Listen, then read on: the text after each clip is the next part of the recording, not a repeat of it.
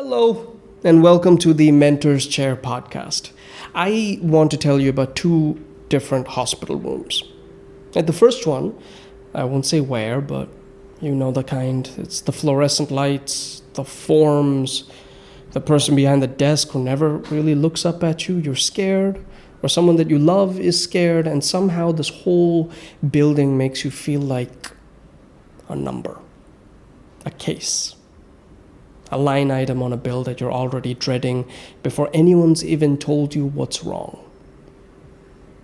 And then there's the other kind of room, where somebody, a nurse or a doctor, actually stops. They look you in the eye. They sit down, even though there are 40 other people waiting outside the door. And just for a minute, you stop being a case. And you're a person again. I've been in both of those rooms. I think most of us have. And at some point, I started wondering, who's keeping that second kind of room alive? In a world that's very quickly turning medicine into a business, who's still out there treating it like a calling? Dr. Shammy Lambert, who is co-producing this podcast with me, the two of us kept asking ourselves this question. Where do we start this whole podcast? Who do you open with? You're making a show about people who choose character over money, service over status. Your first guess sets the tone for everything. So who is it? Here's your answer. Dr. George Chandy. On paper, Dr. Chandy has done an enormous amount. We're talking about 50 years in medicine. He basically brought liver transplantation to India. It wasn't really a thing here.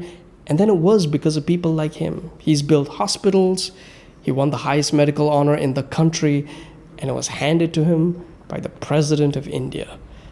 So one can be forgiven for being intimidated. And then you actually meet him, and all of that fades away because he's warm. He laughs easily, like someone who genuinely finds life funny. He tells stories. He talks about the enormous history-making things he's done as a team effort. And that was the thing that really got me. How does someone do that much and keep that kind of context? Stay that humble? How do you win an award like that and still talk about your life's work like it was never really yours to begin with? And that right there, that is the thing we wanted to understand. And so as he sat down with us at Believers Church Medical College Hospital in Tiruvalla, Kerala, we didn't bring Dr. Chandy on so we could all just look at him and marvel, as tempting as that is. We brought him because we have a much harder question to ask.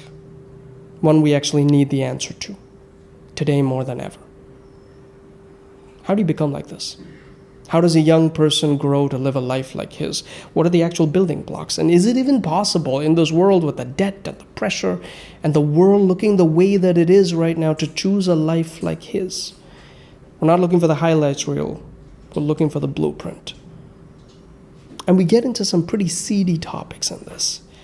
Dr. Chandy is worried about what's happening to a lot of hospitals today. What happens when big companies and investors start buying hospitals up? And getting sick turns into something that only people with money can afford to do. He's watching it happen, and his entire life has become an argument against it. So, look, somewhere in this conversation, I think there's an answer. Or at least maybe a piece of one. To that question, I think a lot of us are carrying around with us. Is there another way to do this?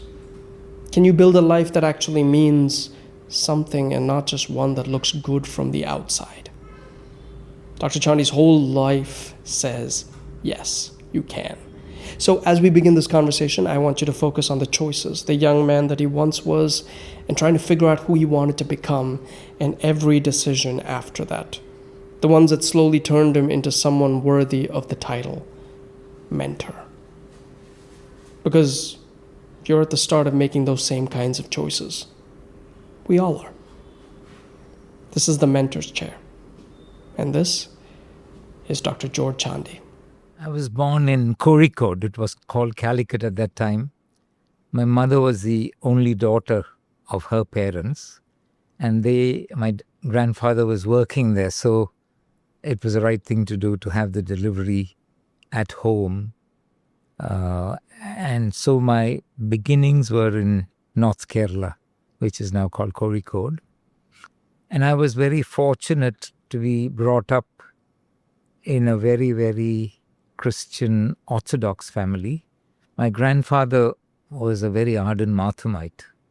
In fact, he was responsible for the building of the Marthama church in Kozhikode. So my first memories, because initial childhood was in Kozhikode, in that home, was of Villapichan coming back by about 8 o'clock. And then soon afterwards, after dinner, there'll be these committee members coming over and a lot of discussion. And then finally, he built that, and he was very particular that my baptism be conducted in that church. So memories are of me, whenever we couldn't go to church, I would be conducting services at home. So there was an idea sometimes along the way, will I go and take up theology, become a priest? Because my father is from the Church of South India, I wouldn't obviously be part of the Marthama Church, but then would I be CSI? All those thoughts were there. But I think that was initial grooming. My grandmother was a very bad asthmatic. And those were the days before the inhalers. And I would see her sitting at home, and it was a struggle, breathing, finding it tough to get breath. And for hours, she'll be struggling to find breath. Things are totally different now. But those days, because the right medication was not available, despite the fact that hospitals were nearby, technology had not reached that level yet. So I grew up seeing her struggle like that.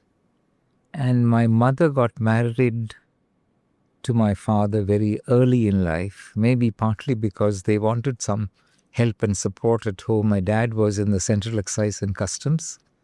My mother was studying in school when for the final day program, she sang what became a fantastic family song for us, because it was the Magnificat, which St. Mary sang. My dad was in the audience. He heard her sing and went home and told his parents, that's the girl I want to marry. She was just 16 at that time. So that's how my story started. It was her song that attracted my dad. My dad was in the government service, one of those officers. I saw him struggle throughout his career, without money, without much of support, but scrupulously honest. Never took a pie from anybody. Though he had, you know how it is. This was the time when he was in customs and in Central Excise. There was a lot of opportunity. But later on in life, much later when he retired, he asked me this question. Mona, tell me, what did I achieve? Most of my colleagues have palatial houses. They're doing extremely well. And I know that you all had to struggle throughout. And then I told him as an answer, I said, if you had given us all that in the wrong way, we wouldn't be doing what we are doing today. We saw you struggle. There was a time when I wanted to listen to music. And that was the time when you had those small tape recorders which had just come out from China. And I told Appa, why don't you get us one of those which has been confiscated, which is being sold by the government? He said, no, I won't do it, because if anybody sees you using it, they will think I got it for you in the wrong way. I don't want even an appearance of wrongdoing. So finally he took me to a gramophone shop and got me one of those terrible old gramophone machines, But these are memories that stayed, and I told Appa that we are what we are today, trying to do the right things each time, every time, because we saw you doing that. On the contrary, if we had chosen the easy route, we might have also tried to do that. So those were the beginnings. We saw our mother extremely spiritual and our dad very correct in all that he did. But it was a struggle at home. We didn't have much money. We didn't have much to spare. But 7 o'clock, I had later on my younger brother and my sister together, 7 o'clock sharp, wherever we were in the world, we would have to get back to the drawing room, sit on the sofa together, and we called ourselves the Mateethra gospel singers. A good thing was my dad and mom both would sing extremely well. So we'd sing a few choruses or hymns and then say a prayer. And then of course immediately afterwards we have to sit on a dining table and sit and study.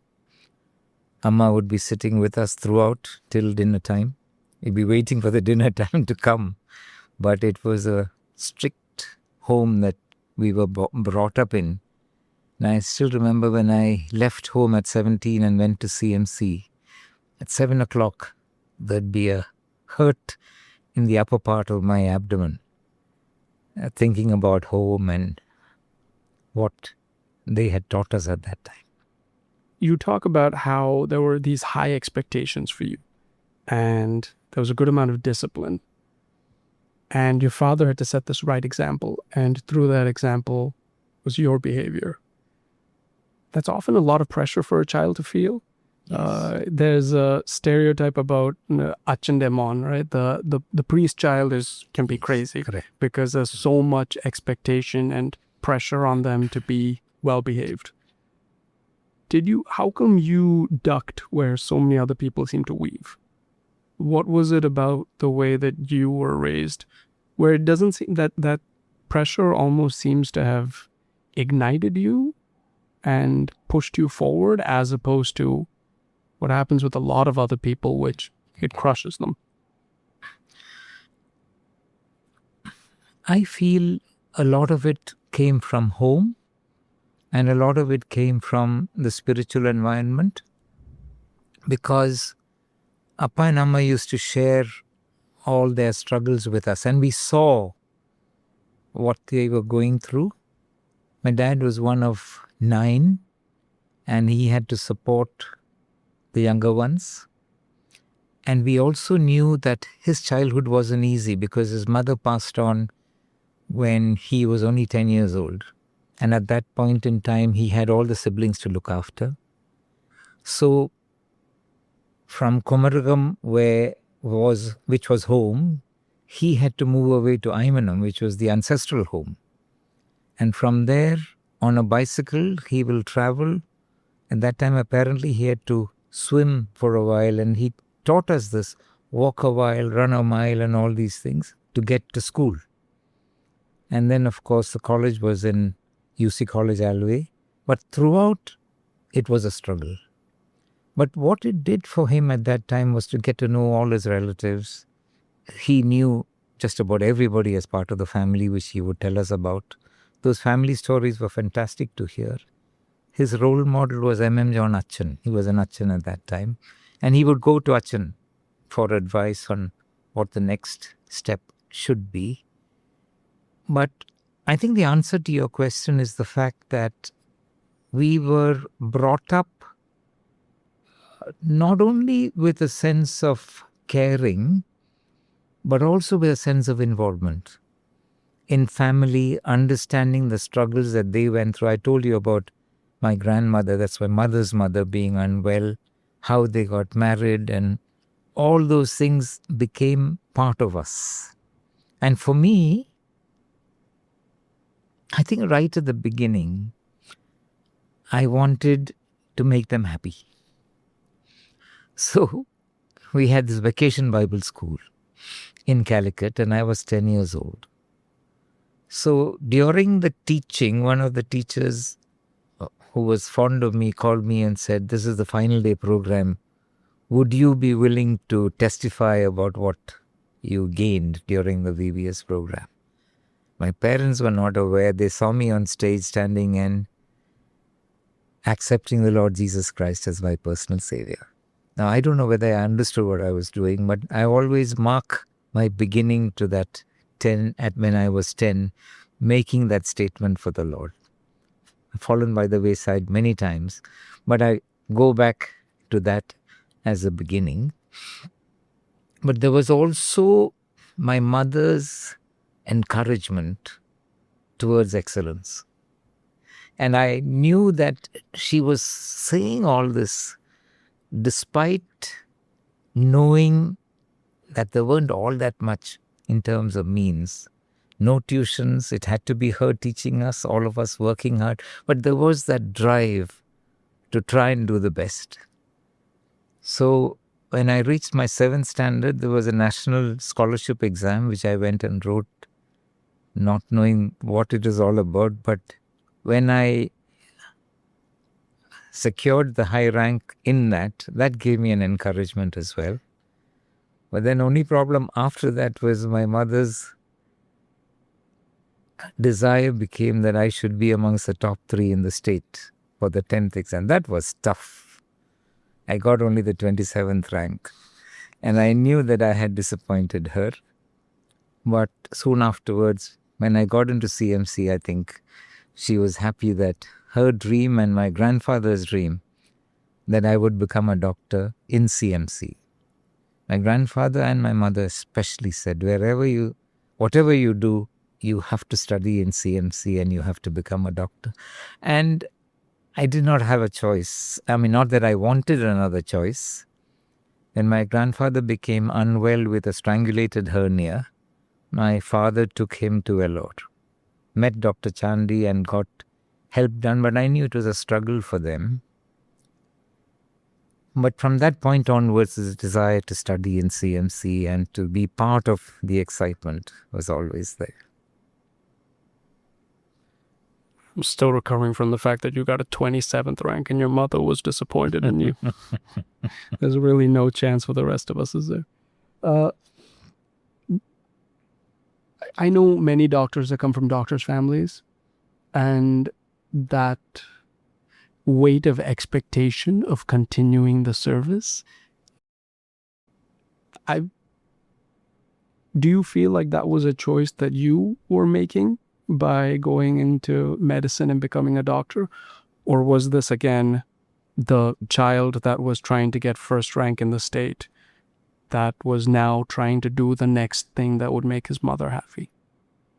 No, I think by then I had grown into a child who wanted to become a doctor because of the stories that I've heard, because of people getting ill and then getting well again, the Bible stories that I learned. We had in Trivandrum in our church, we had a boys' brigade and we had a choir. And so that was a period when there was a lot of talk about community and service and wanting to serve. And CMC was seen as the idealistic center where all this happened. So certainly it was not parental pressure, though the suggestions came from them, but it was my desire to want to be a doctor, to want to study in CMC. And I still remember when I went for the interview, the system in CMC at that time was 3 times the number would be called for the interview. So my dad came along with me. So I was sitting in the auditorium where the evening chapel service was happening.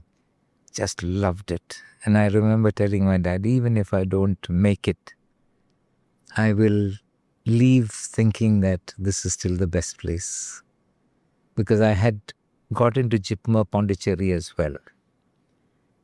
And this selection, all that came later on. But I was very sure that I wanted to be in CMC. And God was kind enough to bless me with it. We've circled the CMC drain a good amount right now. We've mentioned it. And I'm worried that a good number of people watching it might not be familiar with what CMC is. CMC, Christian Medical College. I don't know any equivalent to this place in the West, right? Because we're talking about one of the finest medical colleges there are. And then it feels like this bizarre merging of, if you get Harvard and wrap it around the Red Cross, right? There's this idea of excellence, and you need to be very technically proficient making it through. But at the same time, there's this huge amount of expectation of service. I am sure there are CMC graduates that are doctors to the millionaires because there's a certain number.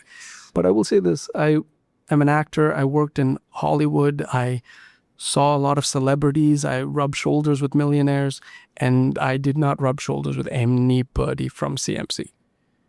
Where I do bump into people from CMC is I will go into some village in interior India, and there won't be running water. There'll be electricity only on paper. There'll be a school that Yes. the teacher comes once a week to maybe collect a paycheck. And in the middle of this space, there will be this brick house, like a 3-roomed little house. And it has a line coming out the front door. And at the beginning of the line are 2 of the most exhausted human beings you may have ever seen. A nurse and a doctor who have the weight of the world on their shoulders and a twinkle in their eye and a smile that immediately hits their face, because as exhausted as they are, it feels like they wouldn't want to be doing anything else. They wouldn't trade this for the world. And as somebody who's outside of the CMC system, I've never been to CMC Vellore. I've been to CMC Ranipet for the first time 3 weeks ago because a friend of mine was admitted. I was just staying with him to make sure he was okay. I don't understand CMC. I don't understand if it is a bunch of 17 and 18-year-olds who know that this is what they want to do with the rest of their life, or, which I suspect it might actually be, is it's a bunch of normal people who show up and something happens within their time. There's something in the system has been programmed or just encouraged, or it's just an echo chamber of expecting you to go and help the poor, help those that would not have help otherwise. I want to get into your journey within CMC, but do you know what that is as somebody who has gone through the system, led the system? What is that thing that so many other people are missing that CMC seems to have figured out? Thank you. This is my favorite topic. So just as I told you, my development happened because of my parents, the way they included me in their lives and the spiritual content.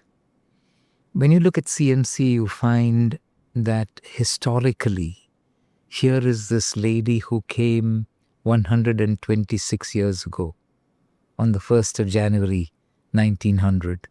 And that's a beautiful story in itself. The fact that her ancestors, hundreds of them, the Scudders, had chosen to come to South India and to Sri Lanka, to Ceylon, Sri Lanka. And at that time, apparently, what we read in the history books, it was not about whether to go or not. It was just where to go. And that's how Ida Scudder's father, Dr. John Scudder, was in this region near Vellore, and they had a clinic. And the famous story about one night when 3 men came one after the other in a space of about 2 hours, saying the same story. Normally, my wife delivers with the help of the local people, but now she's not able to deliver. Please come and help us. This is to this 18-year-old Ida Scudder that these men are speaking, saying, please come and help us, help our women deliver. And she had to tell them that I'm not a doctor. My father will come. And then these men, one by one, as they came, told her, "You don't know what you're talking about. In our country, if any other man except me touches my wife, then she cannot live after that. Madam, you don't know what you're talking about. There is no way your father can come. If you're willing to help us, that's fine." She said, "I don't know. I'm not a nurse. I'm not a doctor." And that night, all these three women and their unborn children, they died. And in Tamil Nadu, I don't know whether you know this, that final journey is a big celebration. Lots of bells and ringing and all that. And sitting in her room, through the night, she was struggling with this. She could not understand how people could be so stupid and foolish. And then she sees the celebration going on. And one thing was very clear to her. This didn't happen by accident. It was definitely by design. And she was sure that God was speaking to her. So apparently she was a very vibrant child, an American, and who had sworn that she wouldn't become a missionary like her parents. Her mother used to look after the mission compound. Those days, in a mission compound, there will be a church, a school, and a small hospital or clinic. She had come to help her mother because she wasn't keeping too well. But soon after this, she decides to go back home. She enrolls as the first woman medical student in the United States. And she finishes her training. Now, she didn't know what a hospital is all about, particularly in India, but she does do a little talking. And she's given $10,000 by a man called Shell in memory of his wife who passed away. And she comes to Vellore on the 1st of January 1900 with a friend of hers who was just a support for her. And they come into a place they knew nothing about except the fact that her parents were there. Her dad had died because he had volunteered for one of the vaccine testing and he succumbed to that. So it's a story of many Scudders who had already given up their lives for the sake of the gospel, for the sake of people. Then came the biggest surprise for her. She came thinking that now there'll be lots of patients. And it didn't happen. Why? Because she was a woman. And women were not held in high esteem in India at that time. So she started going out into the villages. Those are world famous roadside clinics. So she'll get into what Jadkan, you heard about how there'll be those carts, bullock carts. She'll sit in them, she'll take the medicines and all along with. And they'll take turns in the villages they go to. And then people started to come. And fortunately, by the grace of God, the first few patients she took care of survived, became well. The news started going around. Then she quickly realized, if I have to do this for the country, I have to train people. So she first got people in Vellore to come and, work with her as a compounder or as a pharmacist and all that. And she started a small pharmacy program. 1909, she started the School of Nursing. 1918, she started the School of Medicine. And then from there onwards, it was various kinds of training programs, while she continued to, from the hostel she lived in with the students, they will go into the chapel and 7 o'clock in the morning they'll be sitting around, and after prayer, then they would move into the wards. 7 o'clock even today, in the hospital chapel, we still have a service. So I'm saying this to let you know how the history and the heritage, how they have captured us. That this is what Aunt Ida, we call her, Aunt Ida did. And this is what she would have expected us to do. Then came the various changes that happened, because at that time, CMC Vellore was the institution that started most new medical endeavors in India. Most of the new surgical techniques came through CMC, through the missionaries who came with it. So, for example, we did the first open heart surgery in the country.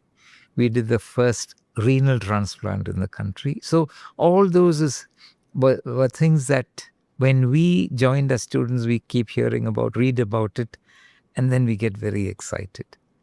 But along with this also came the fact that patients with leprosy would be sitting outside the hospital, begging.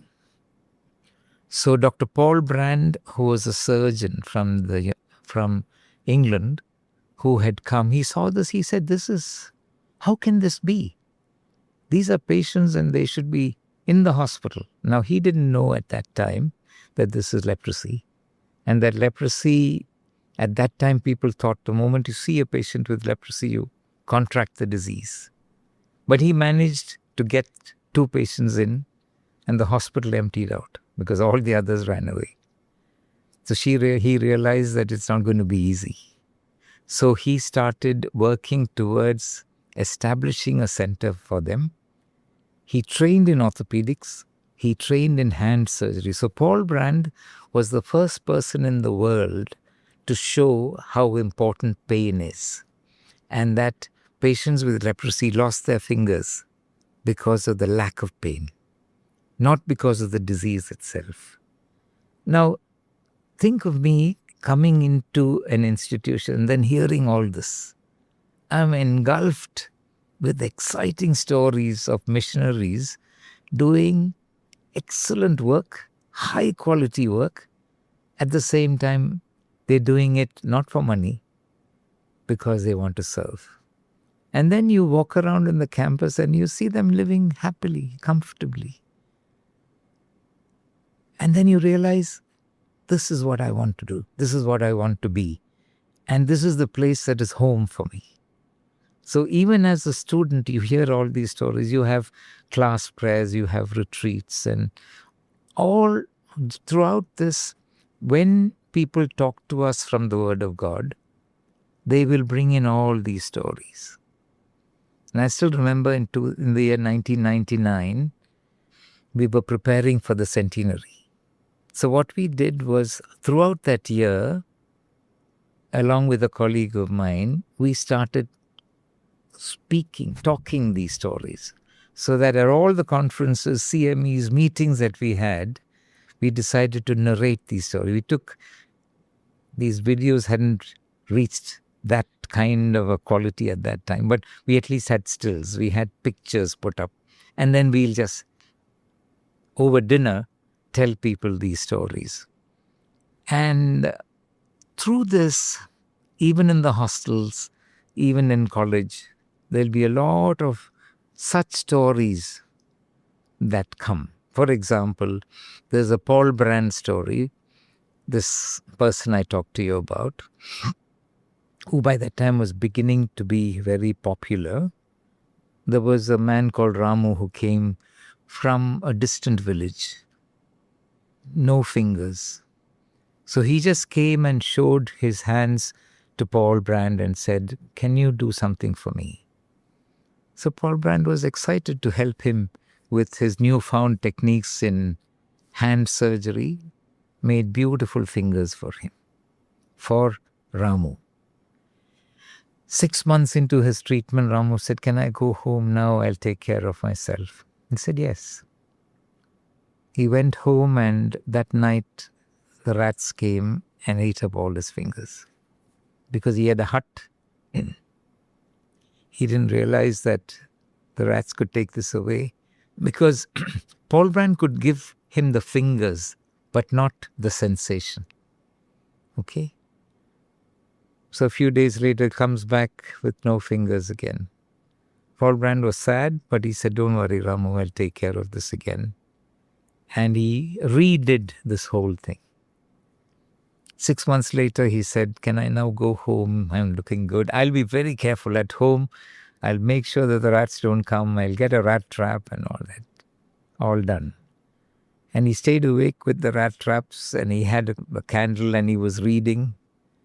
2 o'clock in the morning, unfortunately, he had to sleep, and the candle fell, and the hut caught fire. And not only did he lose all his fingers, he got burnt everywhere and came back to Paul Brand. And he said, "I'm so sorry, but I didn't know this would happen." And history says that on this occasion, Paul Brand was devastated. He cried. He says, "What more can I do?" And he realized that the only way I can help a villager like Ramu is by taking care of him. And this is what we now call holistic care. And you know what Paul Brand and his wife did? Welcomed him into their home on the campus, made a place for him to stay. But there are many Ramus. So Paul Brand and his wife said, "We have to do something about it." And in the corner of our campus, CMC College campus, we have a center called the New Life Center, Nava Jeevodaya. And Ramu and many like him could come and say, these are people who are cured of leprosy but have these after effects. So every Friday night, 6:30 to 7:30, all the classes have class prayers. And after the class prayers, we'll go to New Life Center to sing for these people. And they also help them to have poultry. They'll sell the eggs and all, they'll be able to sustain themselves. But just imagine the impact it has on me when, as a 18-year-old, 19-year-old, I go to this center and I understand that this was created. This is the reason for creating this. And just recently, batch of 2002, Dr. Divya S. Iyer, who was our collector in Pathanamthitta and is now in charge of the port in Trivandrum, she was explaining about how this impacted her tremendously, to see all these people who have recovered from leprosy being taken care of on the very campus in which we also lived. Which year was this? He was their 50s and 60s. He came to India because the Madras University had made a lot of new rules saying that you must have this many staff, this many people, and this much of equipment. So what Ida Scudder managed to do was she got some thread, red thread to show the tracking of the arteries, blue thread to show the veins, and yellow thread to show the nerves. But for people, she had to get them. So two things they did: called people worldwide to come and help staff CMC. So it was initially a women's college, and then by 1947, they allowed men also to come because it became a necessity. It was part of the way in which things developed in India. And what she did at that time was, along with the way the college was growing, they had to get, Paul Brand was one of the people who came from the United Kingdom as faculty in surgery. They also called upon many mission centers in the country to depute their people to CMC so that the faculty staffing is adequate for the university. It's interesting that I ask you about service and you respond, and tied in with that response always seems to be a pillar of faith. Every time I bring up service, you bring up faith. Are the two intrinsically connected for you? Absolutely. Absolutely. Because the more you... what is grace? Grace is unmerited favor. And faith is in the God who gave you this unmerited favor. So one of the verses that I had written very clearly in places where I work is 1 Corinthians. There's a verse which says, "What is it that you have not received? Why then do you take the glory to yourself?" So grace is all about having received so much. And because of the faith in a God who loves me so much, continues to love me so much, and I must tell you, the joy I have in my life is to be able to talk to him all the time. I pray a lot, but I don't necessarily pray the way others do. I keep talking and I keep listening, but I talk when I sit, when I walk, when I'm able to do that, and it's part of my faith life. And my service is giving back at least a small fraction of what I've received. So that is why I tie up faith, grace, and service together. When I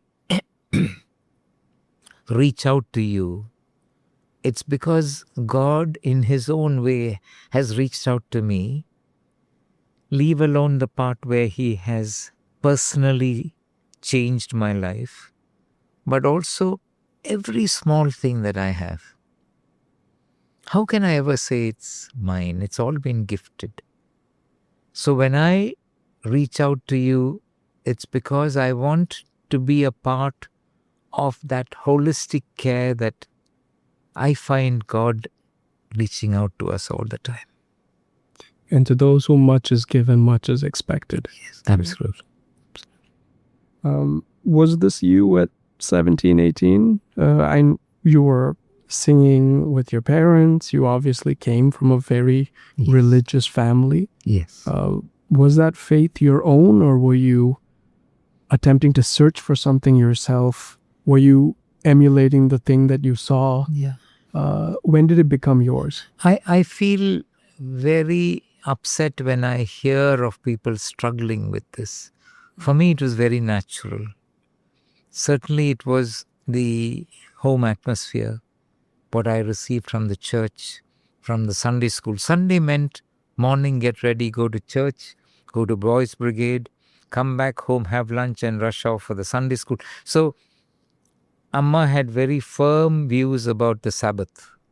Sabbath started at 7 o'clock on Saturday night. Okay? So we are waiting for 7 o'clock to close our books. And the Saturday night Sabbath is to prepare for Sunday school. So it was all very well linked in. I don't even know whether Amma realized how much she was teaching us through those rules, for example. So at home, even now, into the third generation, mine and then my children now, they make sure that on Sunday mornings we are going to church, and they're not even allowed to open secular books and all that on Sundays. And I still remember in the quarters where we stayed in CMC, a friend of mine would call my children in and say, "Appa anganeyakka parayin, don't worry about it. You just watch TV. Cricket is going on. Why don't you watch that?" Just to tease me. But I can see my children telling their children this. So it was certainly from home, this concept of Sabbath, that there is a day that is set aside. Now, we don't get into an argument whether it should be Saturday or Sunday. But the concept that one day God rested from all that he did. And that is God's day, Lord's day. And that's the time to reflect, to spend some time reading from the Word, talking about values. That really has helped me. So sometimes I feel really bad that we are not able to pass this on to our next generation. I feel a lot of the problems that we have today, we could solve if only, as I learned from CMC, talk about history, talk about the past, talk about the lives that have made a difference in your life. And that is an expression of what God showed us through Jesus. And it's interesting you immediately bring up the fact that it does feel like young people today are searching and are scrambling. And in many ways, when that faith isn't there, it's not nothingness that replaces it. There is a vacuum and something else replaces it. So it can be money, it can be a search for something that is bigger, fame, celebrity. It can be one human, right? It can be, I really just want this girl to like me, and that becomes my worship station. Do you have any thoughts on why it's gotten so difficult for young people to maybe be centered in something like faith? I feel that the biggest problem today is the lack of role models. When they're looking around and not seeing, for me, seeing the way, as I explained earlier, the life that my parents lived was always, they were excellent role models. And even in CMC and in the church, I had some people whom I would see as people who were standing firm in the faith, in the way they would live, trying to be as austere and careful in their lifestyle, trying to reach out as much as possible. And it need not necessarily be a whole lot of giving or going away to remote parts. It is just that heart for those who are not as fortunate as we are. All those thoughts were always there with me as I grew up, which I wonder whether the youngsters of today are seeing enough of that. And I'm hoping that more and more of us could share what we have gained, and whether there would be a churning effect to show the stark reality between what they think that they are aiming for and hoping to achieve, which they don't get most of the time. While there is a joy, and recently, Jacob, I went to London because my children are there on study leave. And I was amazed at the way the society there has changed.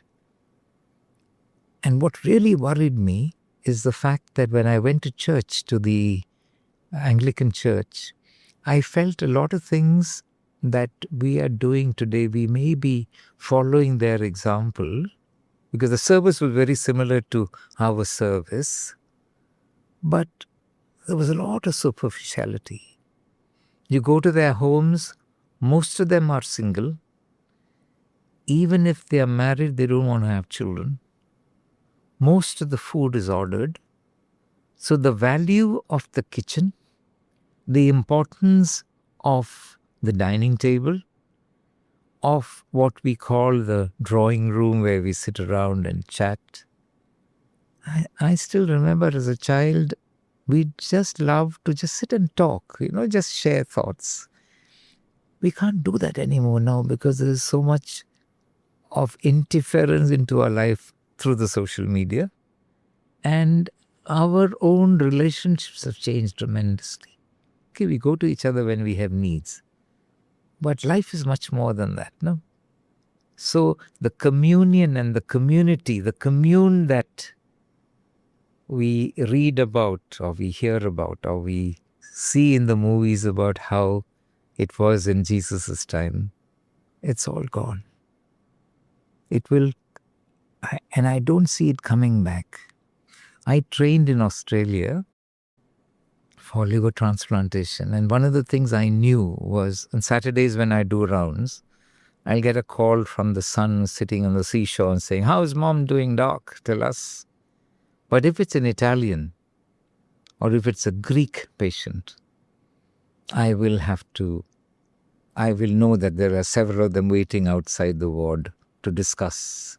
So what is the difference between the Greek, the Italian, and the other, the Britishers, for example, or the Australians? It's all related to how much you want to give of oneself to each other, how much time you have for each other, isn't it? I'm not somebody that thinks social media is the worst thing. I think it's a dangerous thing. And I think it's being put into hands of the people that cannot really control and compartmentalize when it is useful. But in everyday social situations, it feels like when we sit down for dinner, the cell phone goes straight on the table, right? And there's this thing of, we're talking, it better be interesting enough, because if it's not interesting enough, I'm flipping this thing over and we're talking. And it almost seems like a threat, where they keep reaching closer and closer, and you got to keep adding more spice to your stories. What is different? What is being robbed, if you don't mind me saying? What are your children being robbed of that you were not? Yeah. My whole story started with the family, with the church, with the community. And even, the missionary stories of people who had experiences. There is a meeting and we want to go and listen to people. What social media has done today to us, there are certainly a lot of things that you can gain through the social media. But if you get too attached to it, I feel what it does is it sets me away from you. And if there is one thing that I want to share about my leadership model, is a very simple truth. Be a people's person. If you cannot be a people's person, you should not try to go into leadership positions at all. Because you might know all the rules, you might know all the theories. But if the person whom you are helping lead cannot come to you in a time of need, or even otherwise, then you cannot be a leader. This is not in any of the books, but I'll tell you this. Any success I've had in leadership is because people could walk up to me anytime, whether it's in CMC or at Believers. They could come and they feel the freedom to come and shout at me, scold me, tell me off, and they know that I will listen to them and do whatever I can. Very, very often you may not be able to solve their problem, but at least you've listened to them. And what excites me is when people tell me, when we come to work, it's like coming home. That should be, I feel. So the people connect cannot come with practice, cannot come with the theory and what Ayam Ahmedabad taught me. It comes from above. It comes from a heart of love. And as long as that is there, it will be struggles. But at the end of it, you will have a friend, you will have a community, you will have a group of people who say, this is what we want.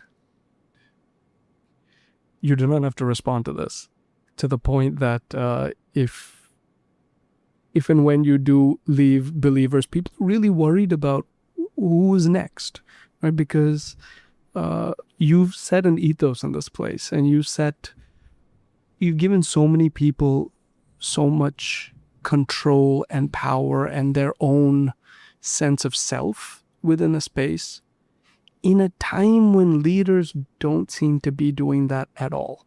The leaders that I keep seeing, very authoritarian, very much threatened by anybody else speaking their mind or coming forward and saying anything. Is it just that we're going into a time when we have these hire and fire? These people are like, they're all just numbers on a spreadsheet. What do people matter? What I'm worried about is the board. Is it just that we're going through a time of those leaders? I hope it is that, because as you rightly said, this is what we are seeing all around the world. And unfortunately, that is seen as the role model leadership, because success is written all over them. not realizing that what we are conveying is something totally different. The corollary is also that when you are soft and gentle, you're considered weak. So on and off, I have people coming and telling me, shouldn't we put those rules there? Shouldn't we make sure? Shouldn't we be tough? Shouldn't be this?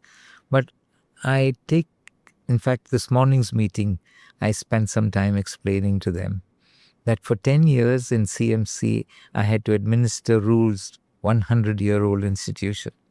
And I lost several people because I had to stick to the rules. Today, Believers is only 11, 12 years old. So we have the freedom to help people. As long as we can, please help them. There will come a time when we'll have to put rules down. But until then, try and allow people to grow. And what I find at the end of the day is that your failure rate will be about less than 5%. But then that is what people will pick up and say, there you failed, forgetting all the successes. I think there should be a way in which we can analyze the number of lives transformed or changed because of an effort to try it. I mean, the bishop's candlesticks is a beautiful story, isn't it? How the bishop, despite this chap coming in and stealing everything, stood by him, and the change that happened later. But hardly ever do we go to see what happened to this person whom... So I have a simple logic here. If it was your own child, you will forgive again and again and again. When it is somebody else's child, why do you want to punish him or her immediately? You will still give them a chance. But you have that responsibility to help them grow out of their problems. So it's much easier to say no and out. Much more difficult to spend time with them and help them in holistically, spiritually to grow. Okay. So then when was Tulane? When did you end up going to Tulane? I didn't go to it was a course that Tulane brought into CMC. I was the first trainee there because what happened at that time was I had just finished my highest specialty training in gastroenterology. And I was excited about trying to help people. And that's when these people showed up, saying that we have a training program, a postgraduate diploma in hospital administration. And I enrolled. And as part of their training, they asked us to take up a topic or a department where we think we can make a difference. So I was looking at the two worst, or what I felt was worst, badly administered departments in the institution. And I found two. One was the laundry. Okay. And the people were really unhappy there. I can't remember why, when I just finished my doctorate in medicine, gastroenterology, why did I get interested? I'm not really sure, but I was passionate about it. The second department was what was then called the medical records department. It was a hellhole because, we had all those files and it's a dungeon. So all the files would be stacked up. And then you have to, the poor fellow who is in charge, patient will come with a card. And this chap has to go right into the end and find out that, and there'll be so much dust and dirt and all that. So I took up medical records. Laundry I thought was a bit too much. I took up medical records. And then I got to know those people, their struggles, and how coming to work was a miserable experience because there's nothing to look forward to. You're just keeping on going into these places and pulling out the charts. And then somebody, a senior of mine, gave me an idea, saying, why don't you think of something called the active pool? That when a patient comes, usually they'll be around for about a couple of weeks. So have another section which is the active pole. Great idea, not mine. But that became my thesis topic. That also gave me a chance to get to know these people, because all the punishment transfers used to be into medical records and laundry. That's the worst thing to do.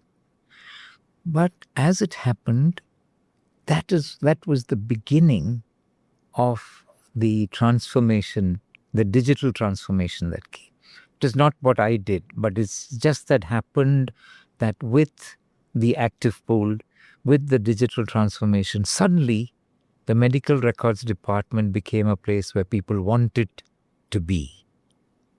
And they became the face of the institution, because patients would come and see them first. Then we started talk. So I was made deputy medical superintendent in charge of the medical records department and the outpatient services. So we started talking to them about smiling and about being with people. So that became a movement.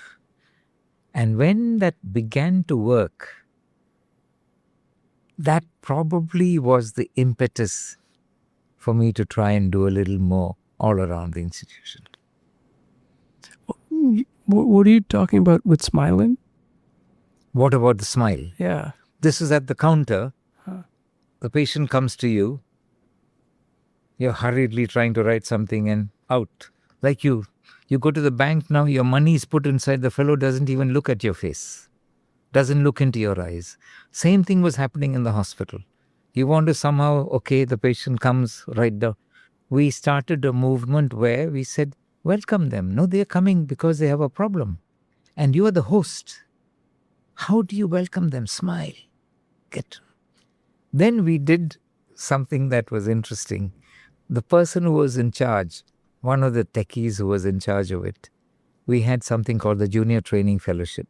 His son was in London, so we sent him over there for 3 months.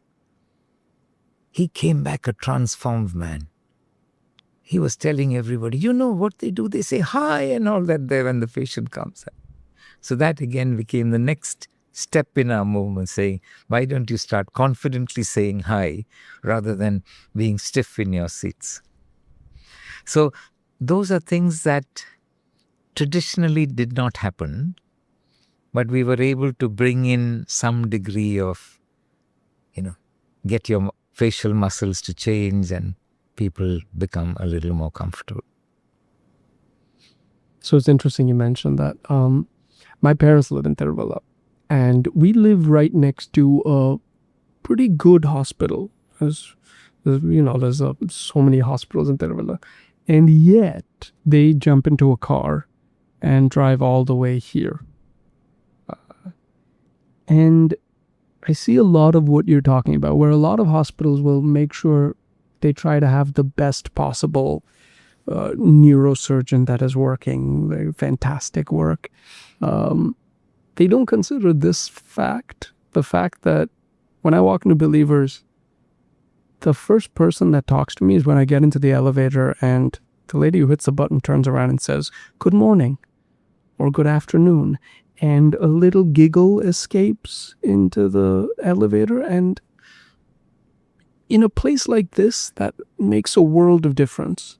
In a place that chances are there are people going through the worst days of their life. And there's a little bit of reprieve from that. There's a little bit of joy. There's a little bit of light. Why is that so important? Why is that something that, I don't know if you made sure it happened, but there is more joy walking around these hallways than any other hospital I've been in. Thank you for saying that. What we did was we started something called the Patient First movement, saying that we are here not to make sure that we get a salary. We're here because patients need help. And no one comes here because they want to, but because they have to, isn't it? So how do we make sure that everyone is welcomed? Now, in order to do that, I realized that we have our own problems. So in order to take care of each other, we started a people first movement as well. So we need to take care of each other so that we can take care of the other who comes. And then our nursing superintendent coined the term, come get the taste of compassionate care. So we may not even need to spend a lot of time. Just a little pat on the shoulder, a little smile, just welcoming them. Even, I was telling them, even when you're in the elevator, just say a hello to someone who's a stranger. It doesn't matter. You might have brightened up his day. Try and create an atmosphere of joy. We try to put music in some places. Try and see how we can make it a joyful experience. Most doctors I know are terrified of administration. That is the... Yeah. And it kind of makes sense. If you are good enough at what you do, why do we stop them from doing that, and why do we make them do something else? You got a degree in hospital administration.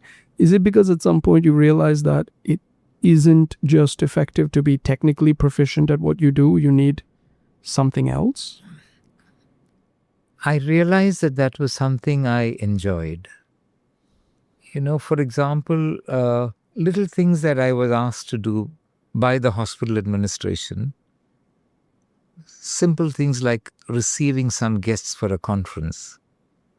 At the end of it, I was called up and said, "You called us and kept us informed about each of these things. That was very good. Thank you so much." And I said, "I didn't do anything different. I'm just informing my boss that this." So I realized that there was something a little different, which I did naturally. And obviously I enjoyed doing what I did. So I started getting interested. And the success with the medical records department helped me move on. And I was given the full charge of the outpatient department. And there was the opportunity to meet a lot of people, try and create some new systems, for example, try and provide an opportunity to really serve those who are struggling and all that. You came back. This is in the 90s. You got the training, you came back, and you started building this liver transplantation program at CMC. That cannot have been easy. We're talking about infrastructure, we're talking about costs. Was there a cultural acceptance problem with this program that you wanted to pioneer? The biggest problem we had with the liver transplant, building up the liver transplant program, was getting everybody on the same page. Because as you know, in a liver transplant program, the surgeons would be the most important people. Yeah.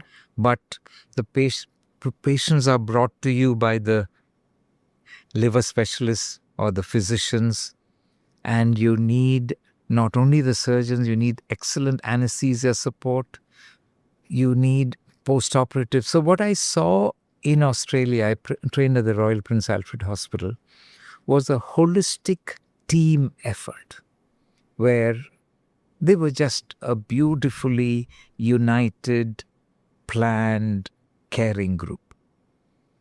And at that time, most of the transplants in Australia were they were not living donor. It is cadaver transplants. So which means anywhere there's an accident, you're airlifted, you go there, operate, and they were in need of people to help. So though I was a physician, I would also go into the theater and work and all that. But it was a very well-oiled team. Creating that in India in 1999 was not easy at all. But we did the first successful liver transplant in the country. And now it's become very common in the country. Thousands, right? Thousands of liver transplants are happening all over India. But why did you pick gastroenterology? What was it about that field that called you? It was a sad story. Somebody whom I knew very well and I really was fond of developed a cancer of the pancreas and went through a difficult period and passed on. So that was a time when you read up and try to understand much more about the disease itself. And then I got a desire to train a little more. So in CMC, the department is a fantastic department of ours. And Dr. Martin actually called me over and said, why don't you think of doing this? He and Minnie gave me the opportunity. And from that point onwards, it was home, back home. So you become director of CMC. That was when you pitched the idea of the CMC Ranipet campus. Right? I'll tell you why. This is again, the reason I'm saying this is because people can be short-sighted. When I was chosen as director, it's a national committee that makes the choice. For 2 years prior to that, our numbers had plateaued. We were about running 2,000 to 2,500. And there was a feeling that this is the maximum that we are likely to be. And so I was told by the finance committee, please be careful, because as medical superintendent, they had seen me trying to do a few things and they were worried that we might land up in big trouble. So I said, I'll be careful, but wouldn't you permit me to do a few things? And whatever I tried, little things, a little room somewhere, it'll get filled. And before you realized it, we were 4,500 outpatients a day. And that's when it became very clear to me that whatever you do in the campus, in the center of Vellore, which we could now call the town campus, will not be able to contain us. We did go around in the periphery to see near the town campus whether there's any way of expansion. By then the rules had come and they went for the floor space index and various things and there was no place to build anymore. And the patient numbers were growing. And that's when we had to make this difficult decision.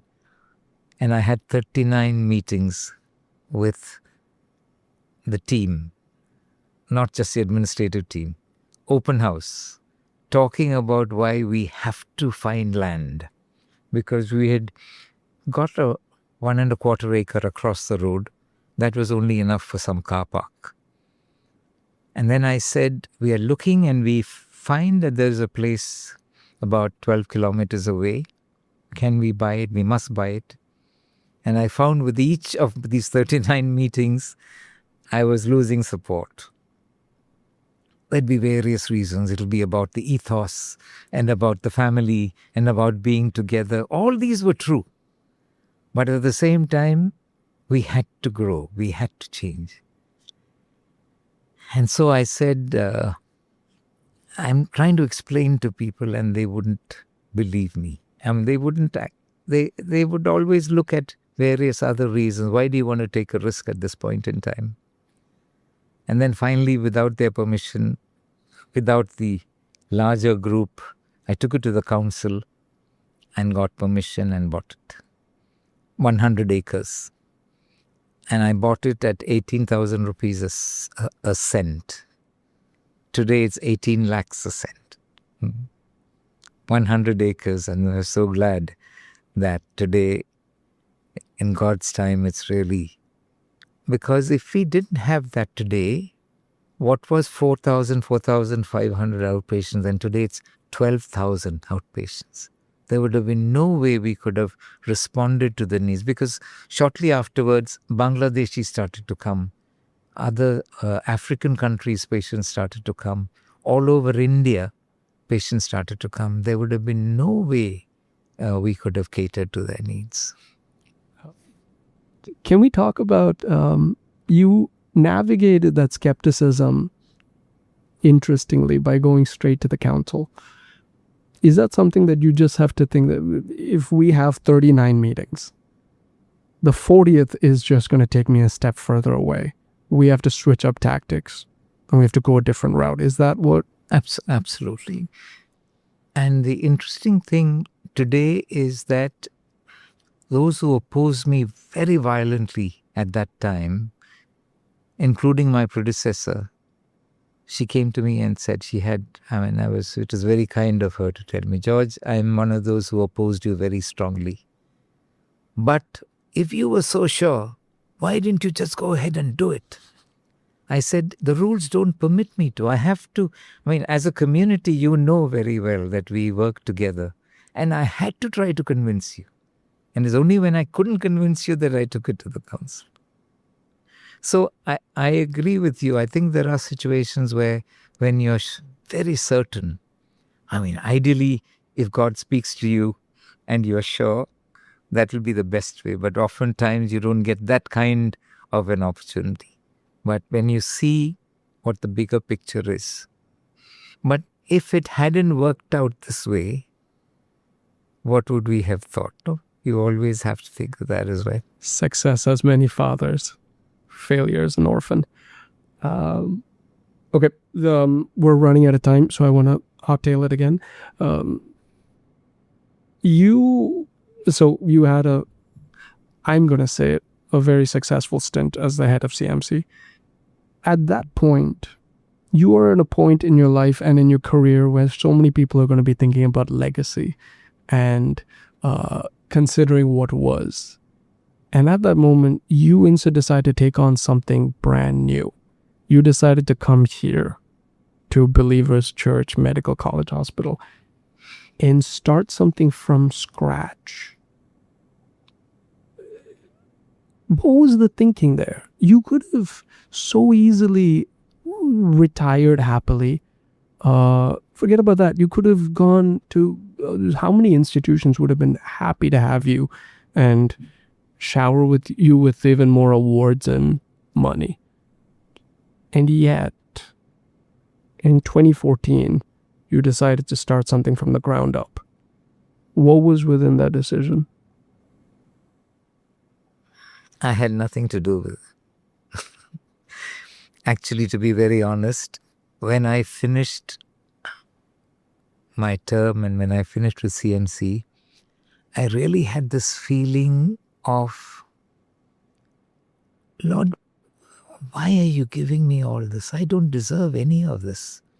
Because if you look at all those things that happened in CMC during that period, it was like a dream.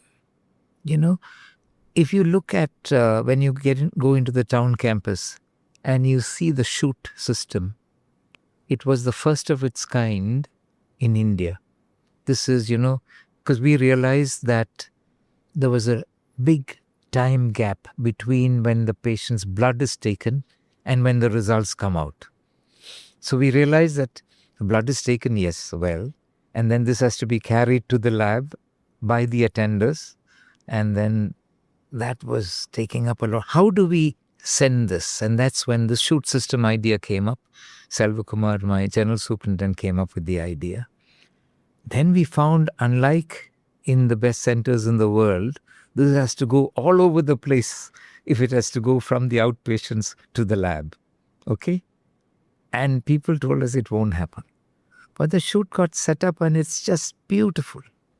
If you see the Asha building, 5 floors above it are all the labs which we were able to create. If you go into college campus and you see the alumni house there, it was an idea I got when I went to Singapore and I saw an alumni house in the National University of Singapore when they invited me there.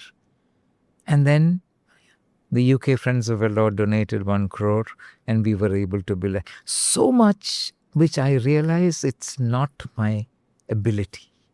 So when I finished, I told myself, Lord, my time in the sun is over. You've given me far too much. And I actually decided now it's time to go and do what I can for mission service. So I created an acronym called HOPE, about holistic care for mission fields and all that. And I was invited for a talk here in Changanasheri in the Contour Hotel. And there I was speaking about my ideas about how, because always I felt that the CMC idea of what is called the both-and philosophy, you know about it? Could you tell? Both-and philosophy is the philosophy that runs the economic engine for CMC. That is, we are primarily here for the poor, but in order to look after them, you need money. Therefore, you look after the rich. We are primarily here for the local people, but in order to look after them, you have to look after all the people around the world. So this is the both-and philosophy is built on the premise that 1 rupee per patient from 100 patients and one patient paying 100 rupees is both the same in terms of income. So if you have large numbers of patients, the income is the same. Okay? So based on that, you would, I came up with a lot of these ideas of how to fund your projects. And here I was in Changnasheri, out of excitement, talking about all these ideas. And the Metropolitan of beloved memory, his son, who is now Reverend Daniel Johnson, was in the audience. So when I finished, he came up to me and said, would you be willing to help our mission? I said, trying to rebuild mission hospitals that are failing is tough. But if you have a new idea to build something that will support the work in the north of India, and if you have the funds for it, I'm ready to help you with it. And that's how this happened. Metropolitan called me. I spoke non-stop for 2 hours about my views and ideas about mission service. At the end of which he said, Dr. Chandy, I didn't understand a lot of what you said, but I believe you. You can take up this project and do it. And I was so privileged that even the stones with which this hospital has been built, it's a Victorian model. I love these brick work. They allowed me to choose. And right from there, the church has been terrific in giving me the freedom to. And a lot of things that I learned in CMC, which I could not do in the CMC, I had the opportunity to build it here. And from there onwards, there's been no looking back. And, I continue to enjoy doing God's work here. The story that you're talking about, the things that you've done, I can ask you straight, you have trained so many doctors.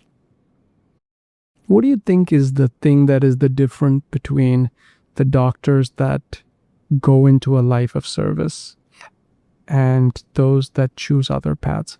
Because I have nothing against those who choose other paths, just because the commercialization of everything now, how much it costs to get a degree in medicine now. There are students that are going into debt for 1 crore and they have parents to support. There are certain people who a life of service almost doesn't seem like an option to them. Can we tackle that question first? Jacob, do you think you could give me another session like this? Because this will take 2 hours.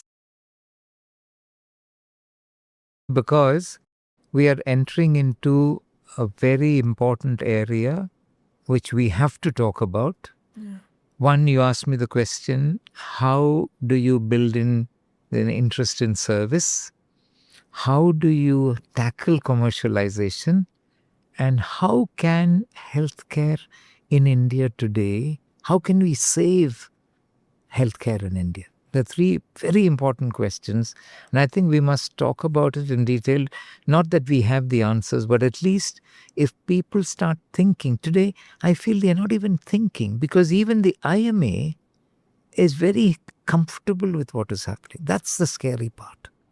So if you would, I don't need all these privileges. I'm just happy to just sit across the table and talk to you, because there's so much in that. And just like we talked about saving families, we have to save healthcare, because what's going to happen and it's happening much faster than I thought. 50% of hospitals have already been bought over, and all these, the KKR and the Blackstone and all that, are going to sell it very soon. Baby Memorial and other, I should not mention names, but those who received large sums of money are in a hurry to go and buy up other hospitals. But very soon, the insurance charges, the premium amounts, and the overall cost is going to skyrocket. And the example I give, Jacob, is about the shirt. It's worth only 500 rupees, but I paid 3,000 to get this. So it's okay. Only those who, you can wear different kinds of shirts. Healthcare, can you do that? You have to present our people. How is it that they've gone and spent so much money in this budget for health tourism and still kept 1.4% as the amount for healthcare in our country? It just means there is no understanding of this. So more and more people talking about this is so important. I'm happy to talk to you for 2 hours on this. Oh, please, we would be so lucky. I'm an American, and that system is broken in every kind of way. Absolutely. There's nothing we can afford. And if you end up spraining your leg, if you end up just getting sick, you could be in debt for the rest of your life. And to see India following those tracks really does scare me. One illness is enough to destroy a family. And we already have stories here. So therefore, what we have said in the ED now is that don't send anybody away. We will absorb the costs. And now it's 3 months now since I said that. I said, let us see. Don't send anybody away and see how much money we will lose. Because it's all worth it.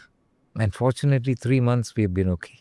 The final thing, if a young person walks up to you now and says, I want to do what you did, what are the non-negotiables? I think the 2 or 3 very important things is, one is a God-centeredness, because I believe that God, having created this world, He had a plan for us. And therefore we should be part of His plan. What we are doing now in the name of modernity is to create newer paths. I don't think that's going to work for long. Number 2, I feel family, connectedness, fellowship, oneness is extremely important. And I think most importantly, you have to have a love for people. Unless you care for the other person, whatever you do, whatever surgery, the best possible thing you do, you won't reach anyone. So the simple way in which we say this here and in CMC in order to make people understand is, each person you see treat as your father, mother, brother, sister, or your child. And all the patients you see will fit into one of those roles. Therefore, when you call somebody Apacha Michi, that means you're conveying to them, I see you in the role of my father or my brother. Dr. George Chandy, we cannot thank you enough for being our inaugural guest, and I think everyone can see why we couldn't think of anybody else. Thank you so much for giving us your time. Thank you. Thank you. Thank you so much for that privilege.